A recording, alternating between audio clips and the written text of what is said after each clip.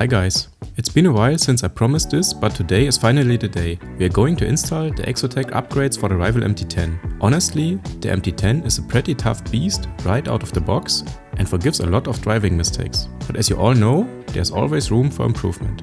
As far as I know, Exotek, beside Fast Tracks, is one of the only manufacturers offering high quality aluminium tuning parts for the MT10. And honestly, visually, these parts are in a whole different league. I've already installed the Exotek hardened spur gear, which is basically a no-brainer to get rid of the stripped plastic gears. But today we are going all in.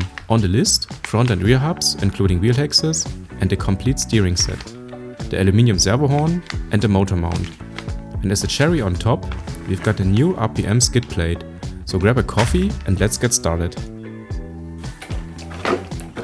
So we are kicking things off with the steering. First, wheels off, and then the whole front assembly has to come out.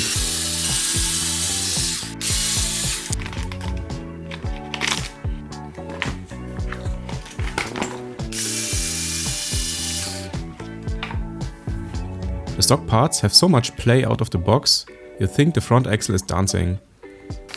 Here are the Exotek parts. Blue anodized aluminium, consisting of the steering rack, servo saver and bell crank. What immediately stands out, they are using actual ball bearings in all the key spots. Finally, no more plastic bushings. They are reusing all the existing ball bearings for the new steering, so you will need to remove them carefully. Now that the entire steering assembly is out, it's a perfect time to install the new GPM skid plate. It's a two-piece set. The smaller plate is designed to protect the servo horn. I will install this part at the very end of this build. As expected from RPM, these parts always fit perfectly.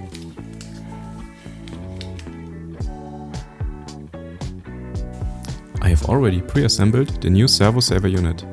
We are reusing the original tube, preload spring and collar along with the Exotek parts. Instead of the old bushings, we are using ball bearings now. Make sure to watch out for the tiny shim between the bearings during install. This improves the fit and the overall lifespan of the bearings. And here's what it looks like. The bearings are now seated in both steering arms. Using ball bearings increases precision and cuts down the friction within the steering. I'm setting the servo saver preload to 2 mm. The manual says 2.5 mm, but I want it a bit tighter, so the MT10 actually goes where I point it, at least in theory. For all metal-to-metal screws, I'm using medium-strength thread locker to keep them all in place. So the new steering is fully assembled. We will keep the large stock bearings as I said. Now it's time to install the whole assembly.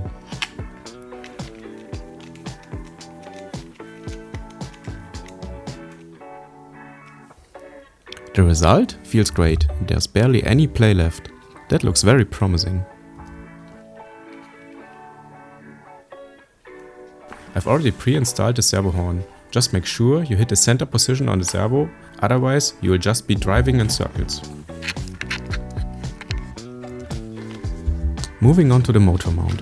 The set consists of a motor side and a chassis side plate, and the chassis plate even has some cooling fins. That's a nice touch.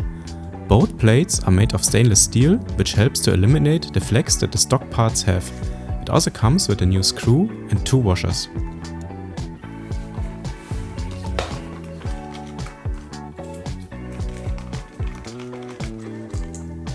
Stock, the motor is held by just one screw, which I find a bit, let's say, optimistic. I've already seen this plate pop out of position while bashing. Once you drop the plastic cover, you can see the pinion and then just unhook the whole motor. And man, mine looked like a vacuum cleaner back in here. Time for some cleaning. Then there's this tiny screw that holds the chassis side motor mount. That one is impossible to reach without removing the entire rear end completely.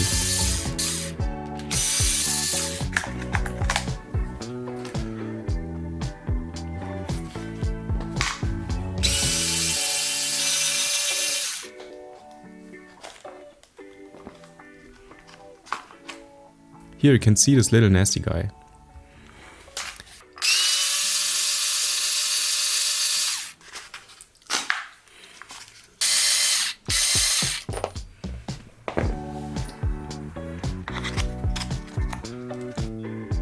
New plate on the chassis, new plate on the motor. Now we can reinstall them.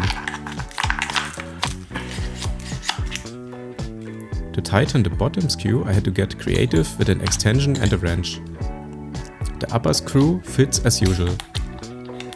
In this video I will not deep dive into the process of aligning the gear mesh. If you want, I can show that in another video.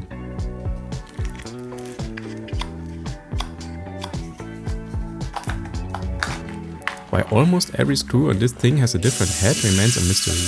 I think Team Associated does it just to drive us mechanics insane. Anyway, it's actually starting to look buttoned up. I'm going to clean a bit up here and tomorrow we'll move on with the hubs. So let's call it a day and see you tomorrow. New day, new luck. Honestly, my motivation just left the building yesterday, but today we are finishing this MT10 project. We are starting at the rear end.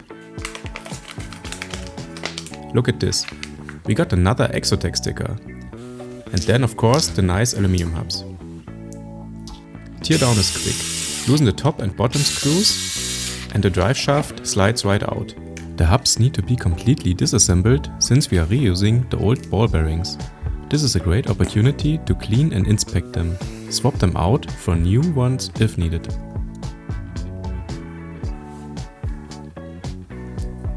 The stock wheel bearings fit perfectly into the Exotek parts. Pro tip, I'm using a drop of thread locker on the small screws. Then I tighten them just enough so the hub moves freely and has zero unnecessary play.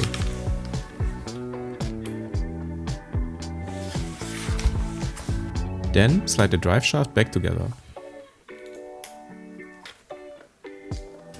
Top screw is tightened, shim and pin are in place. To wrap up the rear, I'm throwing on the blue wheel hexes, again with a bit of thread locker. And there we go. That's the finished rear end with the new parts. That's cool, isn't it?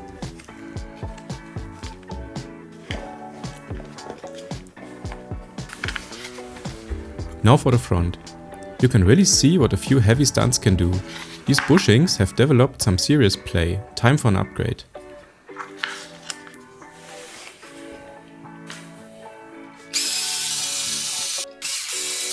I'm stripping down the caster and steering block and again we are gonna reuse the wheel bearings.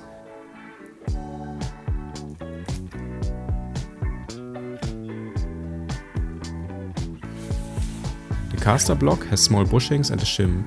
Make sure you transfer those over to the new parts. Then screw the caster and steering block back together and check the play of the parts. In the end, add the shim and pin, install the wheel hexes and the front end is back in business. So at the end, we are left with the GPM plate. Just 3 more screws and it's finished. That plate protects the steering when things get bumpy. And with that, we are done.